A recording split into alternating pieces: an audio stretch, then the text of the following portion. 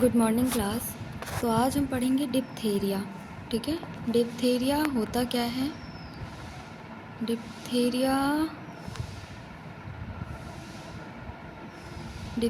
Is an acute infectious disease caused by Corynebacterium diphtheriae.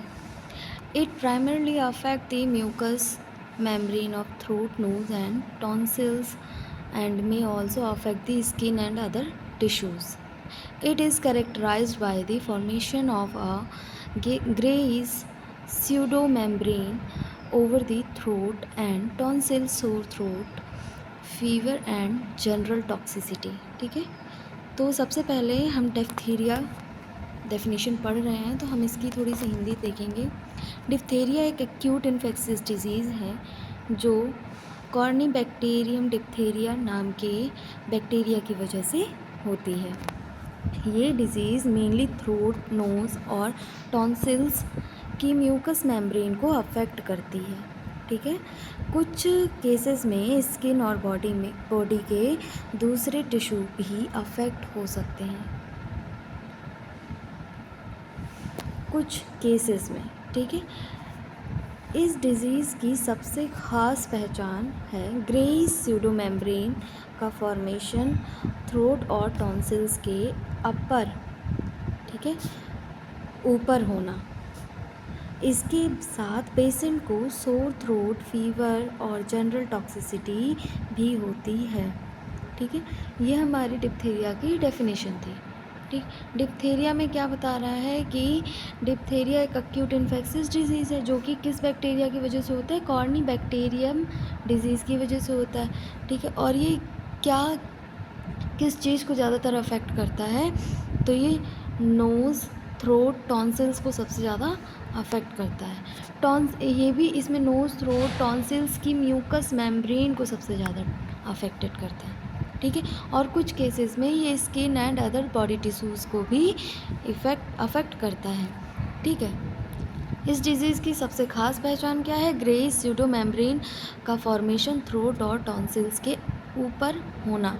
ठीक है, इसके साथ पेशेंट को सोर थ्रोट, फीवर और जनरल टॉक्सिसिटी भी होने लगती है।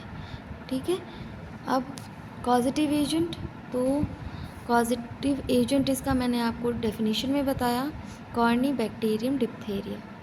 ठीक है, ये इसका कॉजेटिव एजेंट है और ये ग्राम पॉजिटिव होता है, नॉन मोटाइल होता है, क्लब सिप्ड का होता है।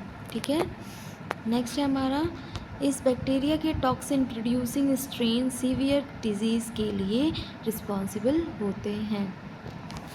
जो ये बैक्टीरिया है इसके जो टॉक्सिन्स प्रोड्यूसिंग स्ट्रेन्स हैं ये सीवियर डिजीज़ के लिए रिस्पॉन्सिबल होते हैं। यानी जो बैक्टीरिया टॉक्सिन प्रोड्यूस करता है वही सीरियस इन्फेक्शन करता है।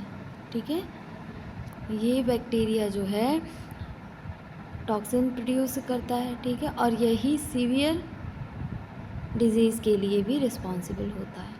ठीक है, नेक्स्ट है इसमें एपिडेमियोलॉजी। एपिडेमियोलॉजी में क्या दिया हुआ है? Mode of transmission.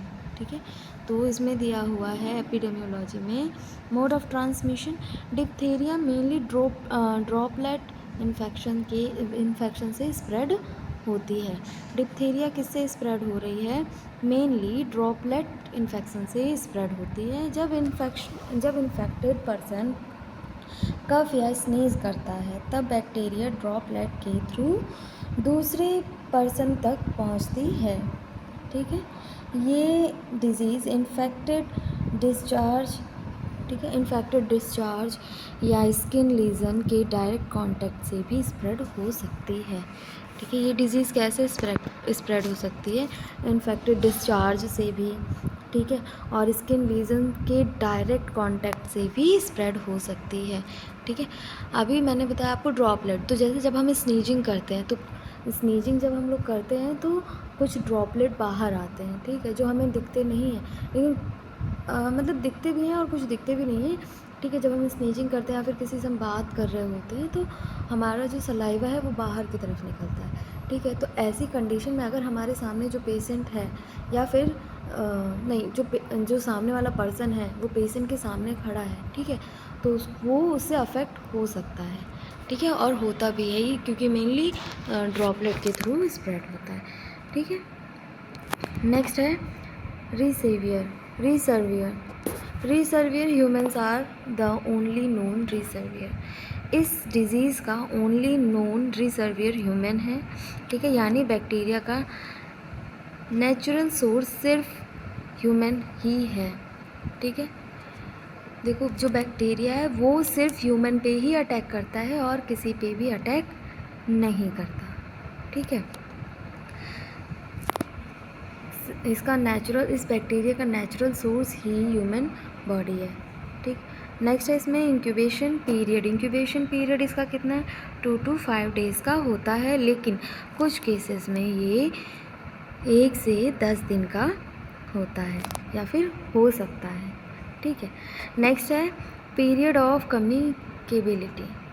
ठीक है, तो इसमें 2 to 4 weeks if untreated, 4 days with antibiotics, most common in children aged 1 to 5 year but can affect all age if unvaccinated।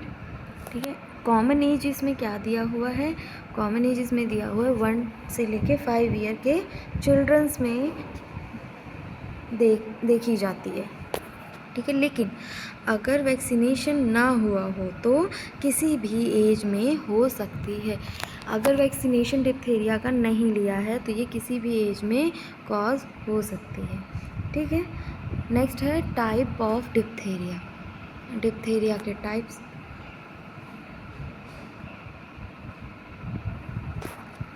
पहला है रेस्पिरेटरी डिप्थीरिया ये सबसे कॉमन और सबसे सीरियस टाइप है। ठीक है, ये सबसे कॉमन और सबसे सीरियस टाइप है।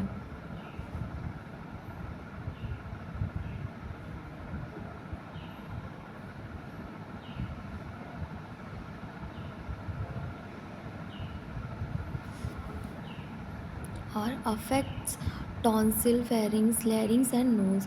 और ये किसको अफेक्ट करती है, ये टॉन्सिल्स, फेरिंग्स और लैरिंग्स को और नोज़ को अफेक्ट करती है। ठीक है,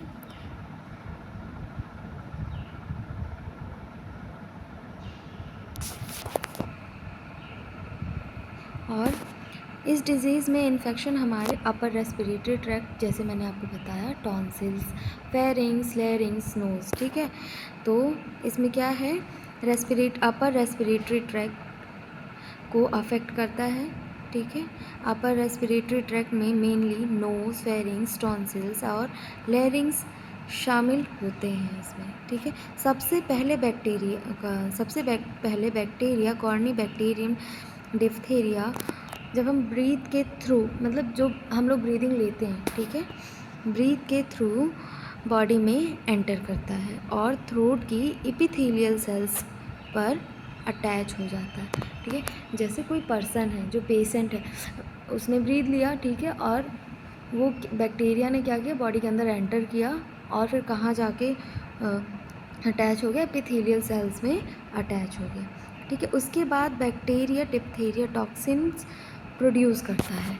ठीक है, इसके बाद बैक्टीरिया क्या करता है, जो मैंने एक टॉक्सिन बताया था डिप्थीरिया टॉक्सिन, वो प्रोड्यूस करना स्टार्ट कर देता है। ये टॉक्सिन थ्रोट के टिश्यू को डैमेज करना स्टार्ट कर देते हैं।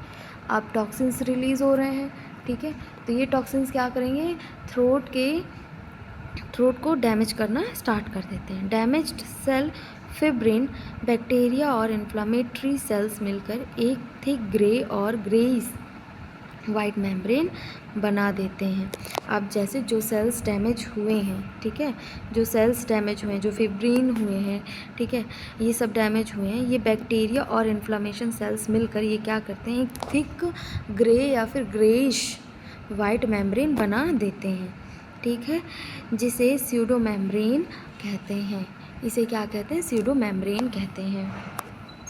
ठीक है, ये स्यूडो मेम्ब्रेन रेस्पिरेटरी डिप्थीरिया की सबसे ख़ास पहचान, हॉलमार्क फीचर है। ठीक है, स्यूडो मेम्ब्रेन रेस्पिरेटरी डिप्थीरिया की सबसे ख़ास पहचान है, याद रखिएगा, स्यूडो मेम्ब्रेन डिप्थीरिया की सबसे ख़ास पहचान है। ठीक है, और यही इसका हॉल मार्क है, ठीक है, हॉल मार्क है। अगर इस मेम्ब्रेन को फोर्स से हटाने की कोशिश की जाए तो ब्लीडिंग शुरू हो जाती है। अगर इस मेम्ब्रेन को फोर्स से अगर हटाया जाए, फोर्सफुली अगर हटाया जा रहा है तो क्या हो सकता है, ब्लीडिंग शुरू हो सकती है, ठीक है। इसीलिए इसे कभी भी ज़बरदस्ती रिमूव नहीं करना चाहिए, ठीक है। इसे कभी भी हम सोचें कि हम खुद से ही हटा लें, हम खुद ही डॉक्टर बन जाए, तो ऐसा नहीं करना चाहिए। अगर ऐसा करेंगे तो आपके लिए हार्मफुल होगा, ठीक है। तो ऐसे अगर ऐसी कोई भी कंडीशन होती है, ठीक है, तो हमें उसे खुद रिमूव नहीं करना है। अगर करेंगे तो ब्लीडिंग होगा और इन्फेक्शन और ज़्यादा फैलेगा, ठीक है। नेक्स्ट है, जैसे जैसे मेम्ब्रेन मोटी होती है वैसे वैसे पेशेंट को ब्रीथ लेने में प्रॉब्लम होने लग जाती है, यानी कि डिफ़िकल्टी इन ब्रीदिंग, ठीक है।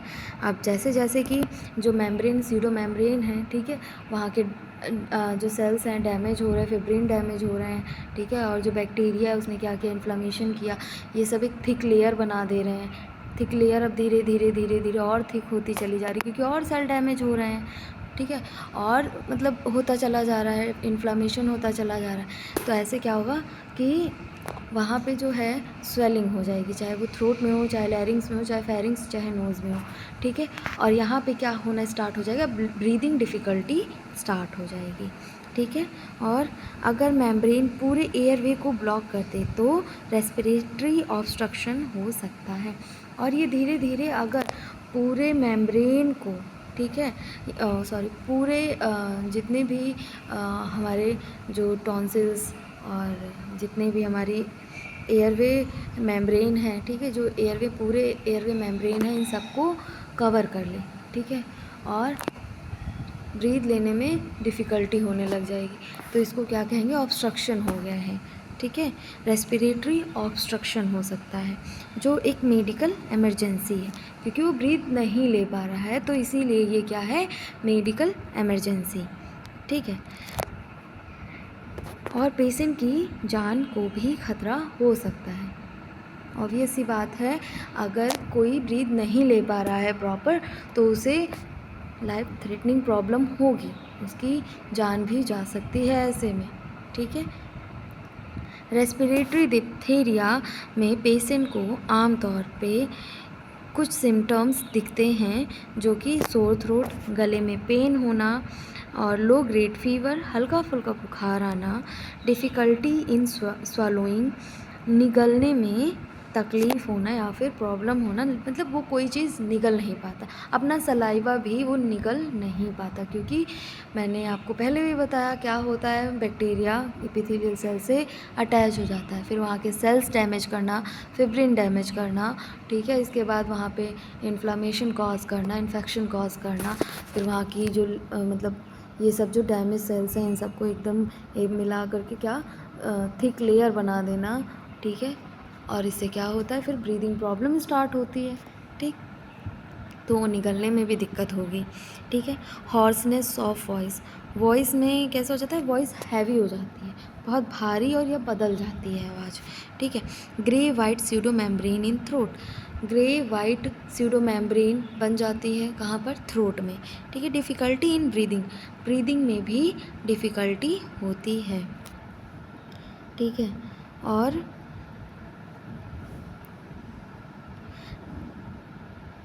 अगर इन्फेक्शन सीवियर हो जाए तो नेक के लिम्फ नोड और सराउंडिंग टिश्यू में स्वेलिंग आ जाती है। इस वजह से पेशेंट की जो नेक है वो मोटी दिखने लगती है, ठीक है। अगर देखो इसमें दिया हुआ है लिम्फ नोड और सराउंडिंग टिश्यू में स्वेलिंग आ जाती है, इसी वजह से पेशेंट की नेक मोटी दिखने लगती है, ठीक है, क्योंकि जो इन्फेक्शन है वो सीवियर हो गया है, अब वो नेक के लिम्फ नोड में और उसके सराउंडिंग टिश्यू में स्वेलिंग कॉज करने लग गया है। इसी वजह से उसका जो पेशेंट का नेक है वो भी स्वेल्ड नज़र आएगा, ठीक है, मोटी हो जाएगी, ठीक। इस वजह से पेशेंट की जो नेक है ये मोटी दिखने लगती है, जिसे बुल नेक अपीयरेंस कहते हैं। इसे क्या कहते हैं, बुल नेक अपीयरेंस भी कहते हैं।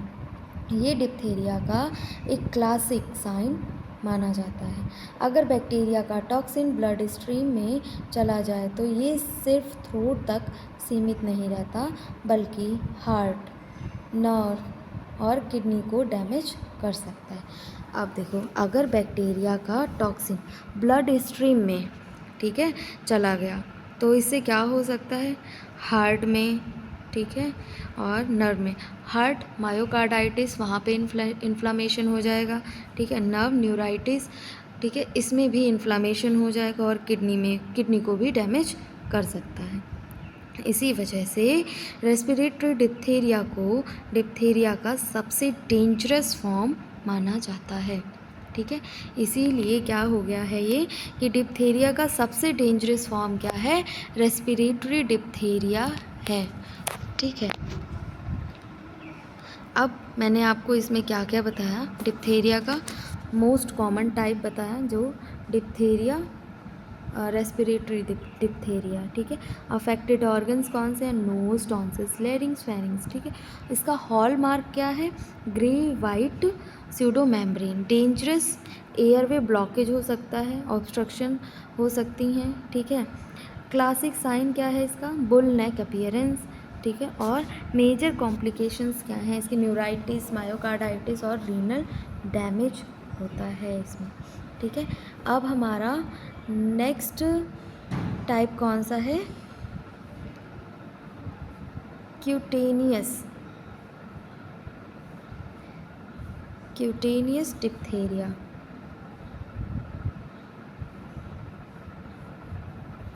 क्यूटेनियस डिप्थीरिया में क्या है? Skin ulcer covered by a grey membrane. इसमें क्या दिया हुआ है?